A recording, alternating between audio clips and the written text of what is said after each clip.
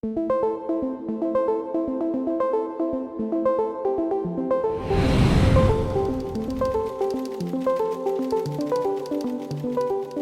the coronavirus reached Europe in early 2020, China, which had failed to contain the outbreak on its own soil only weeks earlier, wasted no time trying to change the narrative in its favor. Italy, among the first in Europe to feel COVID-19's impact, was one of Beijing's primary targets. As Chinese medical equipment and medical teams arrived in some of Italy's hardest hit regions, a pro-China media blaze exploded online. The goal was simple: to manipulate the internal political debate in Italy, mislead the public, and pitch China as the world's COVID savior. This effort paid off.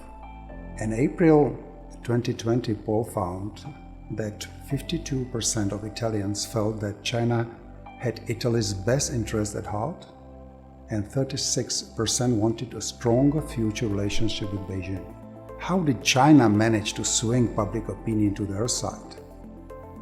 After being the source of a virus that has killed tens of thousands in one of Europe's hardest hit countries? The answer lies in a strategy that states like Russia or China have deployed for decades: disinformation. Scholars define disinformation, which is derived from the Russian Disinformation, as false information spread deliberately to deceive. The practice was perfected by the KGB, and Russian operatives used the technique during the Cold War to disrupt US foreign policy.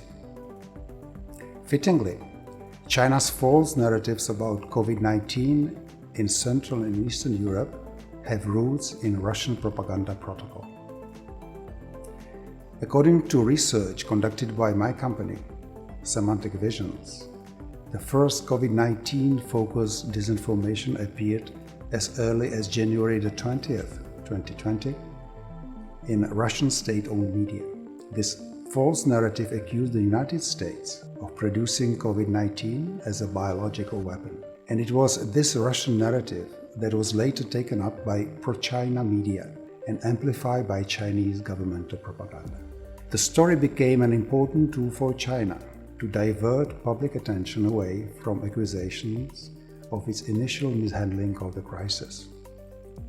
This became particularly noticeable when the narrative was championed by Chinese officials on social media, including Zhao Lijian, a chief spokesman for the Chinese Foreign Ministry. The fact that Chinese propaganda amplified a false story created by the Russian disinformation ecosystem indicates, at a minimum, a convergence of Russian and Chinese interests in the disinformation sphere. But more importantly, parroting Russian falsehoods is a shift for China. While China has long relied on propaganda and disinformation to convince the international community of its intentions, policies, and power, China has rarely so blatantly used deception to further its interests. Now, perhaps for the first time, the Chinese have embraced the Russian model of disinformation to fool people into believing something with no basis in fact. This signifies a dangerous escalation of what I call dictatorship 2.0. In the past, dictators ruled through force. Today, they harness information. Those who control the media control the minds of the people. Eastern Europe is no stranger to this type of propaganda.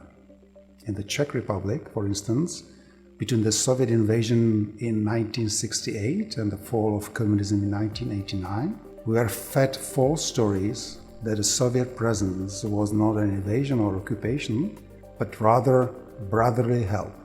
Thus, here in Central and Eastern Europe, we understand well the nature of hostile propaganda. But what China is doing today is far more dangerous, simply because it is so little understood. China is pioneering a new form of state-controlled society, and information is the medium.